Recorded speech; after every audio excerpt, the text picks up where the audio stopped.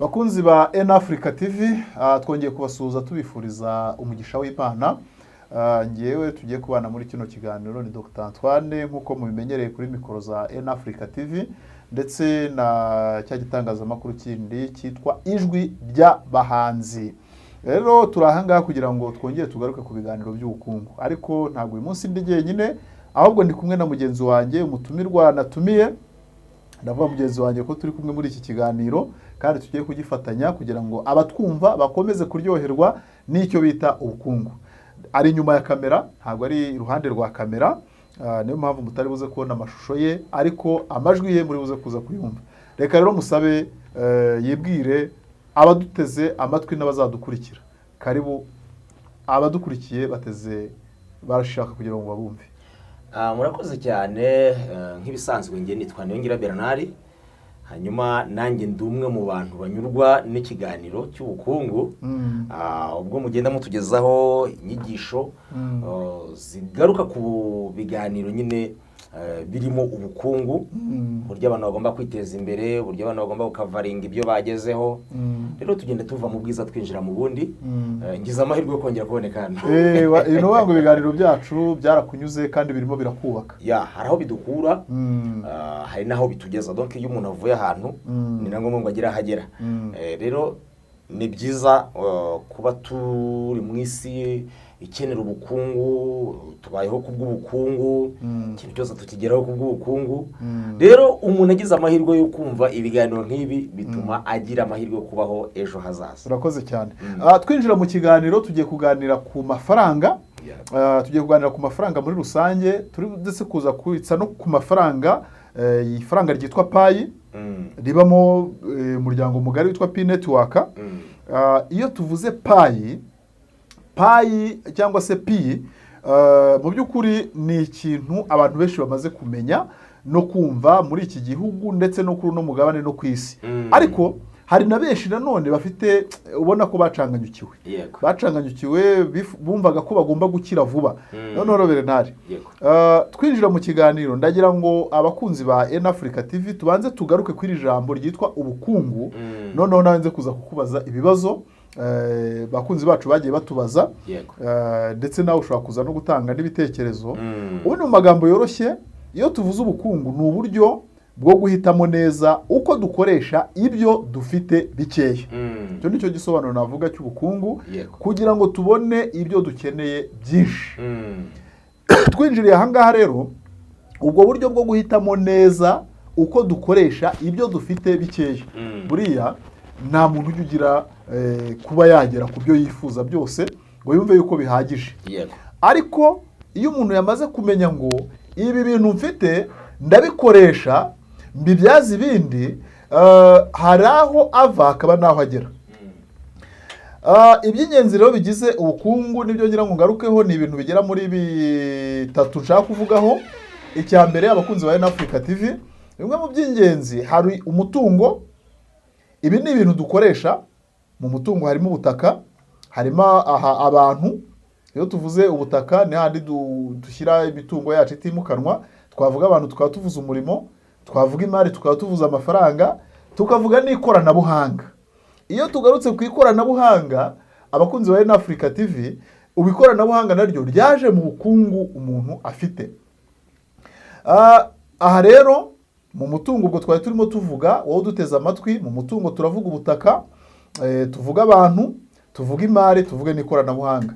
Ariko icya kabiri, hari n'ibikenewe. Ibikenewe nibyo mu Cyongereza bavuga needs. Iby'ingenzi mu bikenerwa, twavuga ko umuntu adashobora kubaho adafite ibyo kurya, adafite imyambaro, adafite n'aho kuba. Ibyo ni ibintu bitatu umuntu aba akeneye. Noneho mu bigize ubukungu, icya gatatu tubona ibyifuzo, ari byo bita wants. Ibyo umuntu yifuza kugira ngo abeho neza kurushaho. Muri ibyo rero twavuga nka telefone. Telefone ni ikintu umuntu yifuza kugira ngo abeho neza kurushaho. Twavuga imodoka, twavuga ibyo kurya byihariye ndetse n'ibindi. Ibintu bitatu rero maze kuvuga: umutungo, nkavuga ibikenewe, ubwo umutungo ni resources, ibikenewe ni needs, ibyifuzo ni wants. Nibyo biza bikagira ubukungu, rya jambo twavuze ubukungu. Ubukungu rero tuvuze ngo mu buryo bworoshye, umuntu aramutse afite amafaranga 1000 agomba guhitamo kugura ifunguro cyangwa se kugura airtime. Iyo guhitamo kwerekeje ku ifunguro, aragenda akagura ifunguro. Ubwo ni ukuvuga ngo turaganisha ku ifaranga. Ifaranga koranabuhanga rero tumaze kubona yuko n'ikoranabuhanga riri mu bintu bishobora gutuma ikoranabuhanga naryo riri mu mutungo umuntu aba akeneye. None Bernard, kuri Africa TV dukunze gutambutsaho ibiganiro by'ikoranabuhanga. Ibiganiro by'ikoranabuhanga tugaruka ku ifaranga bita pi cyangwa se payi. Noneho rero reka nigarukire wenda turi buze kuza kurivugaho cyane. Ubundi iyo tuvuze ifaranga, nkawe nka Bernard uba no muri no secteur yo kumenyesha abantu ibitambuka, ubundi ifaranga rimarira iki umuntu? Rishobora kuba ryageza umuntu kuki? Ese umuntu rifite arangwa n'iki? Wakwinjira aho ngaho. Urakoze cyane. Ifaranga kikubwira umuntu rifite arangwa no kwiteza imbere. Yego. Kabiri, arangwa no guteza imbere abandi. Kuko iyo wamaze gutera imbere biba bivuze ngo ukugannye arakubonaho serivisi yo kwikura mu bukene. Buriya umuntu ntashobora kugukura mu bukene cyangwa kuguhindurira ubuzima nawe ubwo atarahindurirwa ubuzima. Nta kindi rero cyaduhindurira ubuzima uretse amafaranga. Ayo mafaranga rero icyo ni kimwe mu kamaro k'amafaranga ku muntu uyafite. Hari ukubona abaturanyi mu kagari utuyemo cyangwa se mu murenge utuyemo barimo batera imbere bitewe n'uko wabahaye imirimo bakora. Kabiri, ifaranga buriya mu buzima busanzwe nta kintu na kimwe ushobora kugeraho udafite amafaranga. Mu by'ukuri abantu usanga kenshi barimo barira, abantu usanga kenshi barimo baganya, usanga bari mu stress bakubwira ngo akenshi bafite umutwe udakira, nuko baragora batekereza ibintu bidafitiwe igisubizo. Igisubizo kiva ku mafaranga. Ariko iyo amafaranga hari egari igisubizo. Ntushobora gutekereza ngo abana bararya gute kandi ufite amafaranga. Ntushobora gutekereza ngo ese nzishyura contribution gute kandi ufite amafaranga. Ni ukuvuga ngo iyo ufite amafaranga nyine egari kugira ubuzima bwiza. Ntekereza ko buriya amafaranga tuyatunzeho twese tukayagiraho, n'aya makimbirane ubona abantu bahora bapfa ubusa ntabwo byabaho. Yego. Nuko mbyumva. Amafaranga rero niyo turimo tuvugaho. None nk'ahangaha rero tugaruke kuri rya koranabuhanga. Ikoranabuhanga harimo izi mbuga nkoranyambaga. Nk'umuntu uramukira kuri WhatsApp cyangwa se kuri TikTok, ugasanga nta kintu mumariye. Ese uriya muntu arimo arinjiza amafaranga cyangwa arimo arayasohora? Uri kuri TikTok ariko itinjiza. Yego, itinjiza. Hari abantu bajya kuri TikTok mu rwego rwo kugira ngo bishimishe gusa. Ariko ntekereza ko abantu badukurikiye usibye na TikTok, ikintu cyose wakora kandi gikonsoma amafaranga ariko utagamije kwinjiza amafaranga, ari ibintu byo gushimisha umutwe, egare kugenda ugasigara amara masa. Kuko iteka ryose kuramo itandukanye na teranya. Yego. Iyo ugenda ureba ibintu ukoresha amafaranga ariko utinjiza, ubu uri kugenda ukura amafaranga muri wowe, niko bigenda biyamunga, ejo ugasigara noneho na ya telefone wabireberagamo utekereje kugatamira kubera ko nta rwinyagamburiro. Ariko iyo urari za TikTok, hari TikTok zinjiza, njya numva nubwo numva ko hano mu Rwanda wenda tutari twagira amaadizi yo kugira ngo tubashe kurya agafaranga gatubutse, ariko tunashimire perezida wacu wavuze ati ibyo bintu mubyihutishe. Yego. Hanyuma iyo urimo muri ya TikTok itinjiza uba wahiye. Uhomba. Ariko hari abamaze gusobanukirwa bavuga ati tubikore, kuko n'umusaza yamaze kuvuga ko hari uburyo tugiye kuzagiramo inyungu nk'akazi, bidutungira umuryango, tuve mu rwego rwo kwishimisha gusa mu bwonko, ahubwo twishimisha tunatera imbere mu buryo busanzwe. Yego. Aha ukiri aho rero, kuriya muntu ufite iyo TikTok itamwinjiriza, mu by'ukuri akaba afite iyo WhatsApp ariko ugasanga wenda nta makuru. Aragura amayinite kuva ku itariki ya mbere kujya ku itariki ya nyuma y'umwaka.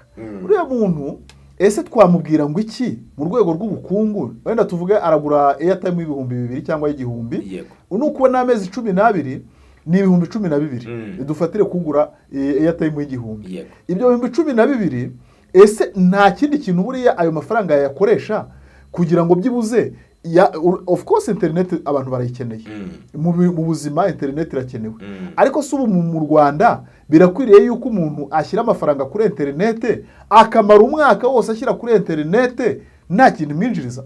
Ubwo turi muri rya koranabuhanga, mbyita ubuyobe. Aha, gute? Iyo mbibonye nka gutyo mbyita ubuyobe. Gute? Kuko iri faranga kugira ngo urigure internet ryarakuvunnye. Icyo ni kimwe. Yego. Hari n'abayigura internet banayagujije. Hari igihe umuntu aguzamo cash rwose abonye bando zimushiranye agahita aguzamo cash kandi azishyura. Yego. Azishyura. Noneho ari gukoresha inguzanyo akaba nka wa wundi wishimiye muri credit. Ugasanga mu by'ukuri akoze ubukwe bukomeye ariko harimo arabyina ibisopo ariko ari kurira ibyishimo muri credit. Ejo iyo bibaye ngombwa ko mbwira ati kwishyura igihe cyageze, mu by'ukuri atabashe gutekereza kabiri ngo avuye ngo nubwo bangujije ni urwego rwo kugira ngo nkemure iki, ariko ngomba no gutegura uburyo bwo kuzishyura. Usanga mu by'ukuri yanduranyije ntibize kuzarangira neza. Abakunzi ba Africa TV rero turi ahangaha kugira ngo tubashe guhumura abantu. Ntabwo bikwiriye yuko ugura internet ukamara umwaka wose ukoresha internet, mu by'ukuri nta n'igiceri cya 5 ikwinjiriza. Niba ari uko nguko bimeze ukaba uzingumaranye internet umwaka wose, ariko mu buryo bw'ikoranabuhanga nta kintu urimo kubona, ngwino twegere tukugira inama uburyo iyo internet wayibyaza andi mahirwe. Ibyo ngibyo birashoboka. Bernard rero twigarukire ku ifaranga koranabuhanga. Ikoranabuhanga nkawe igihe umaze ukoresha internet, ukoresha murandasi, wabonye ikoranabuhanga rishobora gutuma umuntu abona amafaranga? Ahubwo se ukiri aho ngaho, urabona mu Rwanda no muri Afurika muri rusange dufite urubyiruko rwarangije segonderi, dufite urubyiruko rwarangije universite, dufite abantu benshi bakeneye akazi. None niba tumaze kubona yuko hari amahirwe y'iki kigo gishobora kuguhemba kitakubaje ngo wiza ngahe, ese abo bantu mu by'ukuri ubu uri tayari kuba wabafasha kugira ngo byibuze babe bagira aho bava, bakirigite ku ifaranga bwabo, ubukungu bwabo bubashe kugenda bujyanye n'ikoranabuhanga? Ibyo biroroshye cyane. Nanabakura mu rujijo kuko ngiye nicayemo nariyeho ikibuga turimo ndakizi. Bivuga ngo agashekura kabona. Niba atari ibanga se wenda kari mu mafaranga y'amanyamahanga, niba atari ibanga ku bakunzi ba Africa TV ndetse n'ijwi ry'abahanzi TV, wenda ntabwo ndibuze kuza kuvuga ngo uhembwa ngahe, ariko mu by'ukuri ujya muri banki. Muri banki none ujya muri banki. Donc tukiri aha ngaho ni ikigo kimfasha kugira ngo mbashe kubaho kandi kikanamfasha kugira ngo nkomeze nubake n'urwatubyaye. Ufite n'umuryango? Mfite umuryango, ngifite umudamu, mfite n'abana, kandi mbeshejeho mu mujyi wa Kigali, kandi batunzwe n'iyi social media. Noneho rero urumva ni ukuvuga ngo nitaye kuvuga ngo wenda umuryango wanjye reka mbyo mbirenga, umuryango wanjye urarya ku bw'iyi social media. Umuvunjayi mvunjishijeho ararya ku bw'iyi social media. Iyo ngiye kurotira hari ayo bacaginga muri banki, hari umusoro ntanga ku bw'iyi social media. Mba nubatse urwatubyaye, nkagaburira umuvunjayi, nkagaburira n'umuryango wanjye.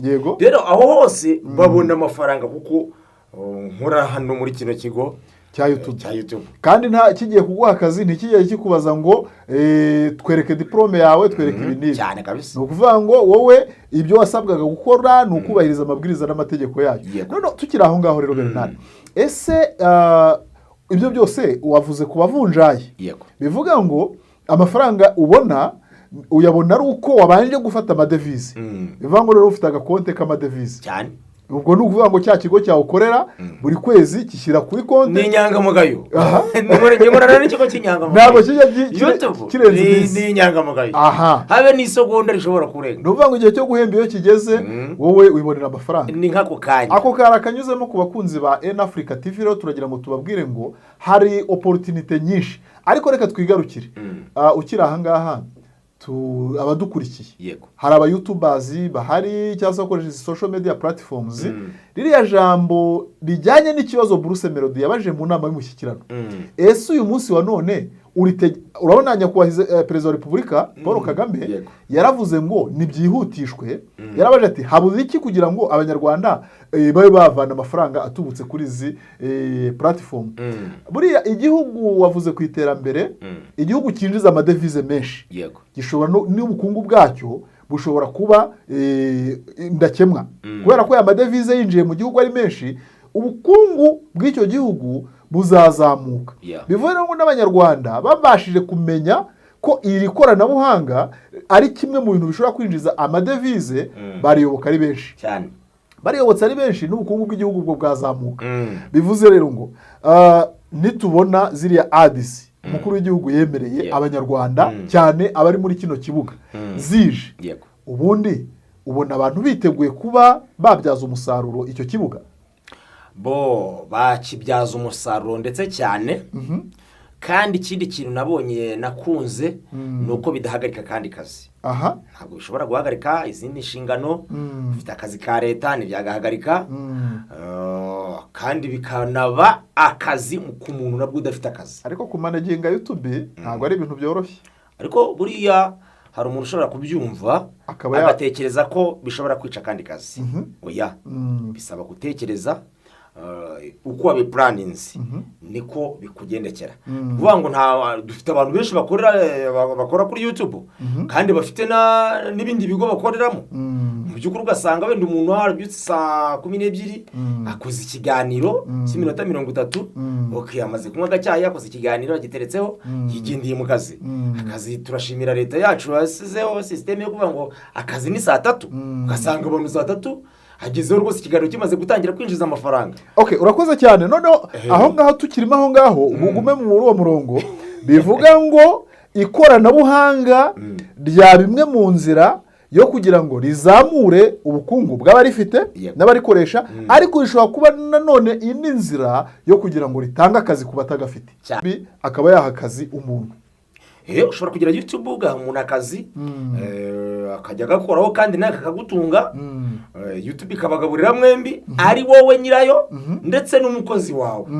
nabo bakarya muri uru rugendo dufite abajura biba ama YouTube abo bantu bo ese twabagira nama ki abo nabwira ngo barye bari menshi amazi si yaya uko twinjira mu isi y'ikoranabuhanga tugatera imbere mu ikoranabuhanga ni nako n'ubuyobozi bubereye maso iki kirere turi gukoreramo ni ukuvuga ngo haba ku butaka haba mu kirere my friend u Rwanda nta mikino ihari turarinzwe dufite umutekano ku bintu n'abantu muri aya mafaranga akoranabuhanga rero turavuga aya mafaranga ashobora kuba ari mu madevize ariko ntabwo twagenda tutanavuze no ku mafaranga abantu bacukura ubwo turavuga iyo bacukura mu buryo bw'ikoranabuhanga turavuga kuri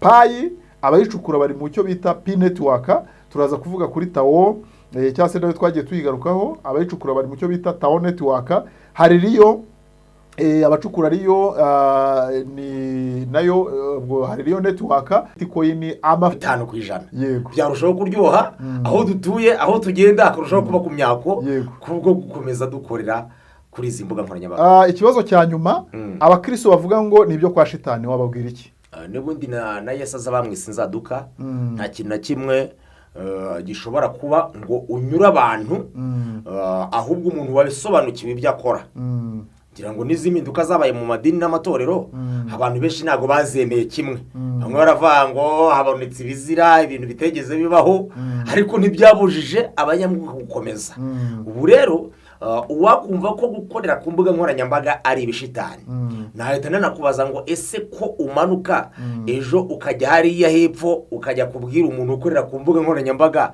uti ndagira ngo unyishyure twa dufaranga kandi akaguha yavuye kuvunjisha urayatokesha cyangwa ushyira mu mufuka ugahita ujya kureba ukuntu witeza imbere. kari akagaruka kuri Africa TV. Ikoranabuhanga n'iterambere tumaze kubona ko riri mu byo abantu bakeneye, rero tuzakomeza. Wakoze kwitabira ubutumire bwacu. Murakoze cyane. Imana iguhe umugisha.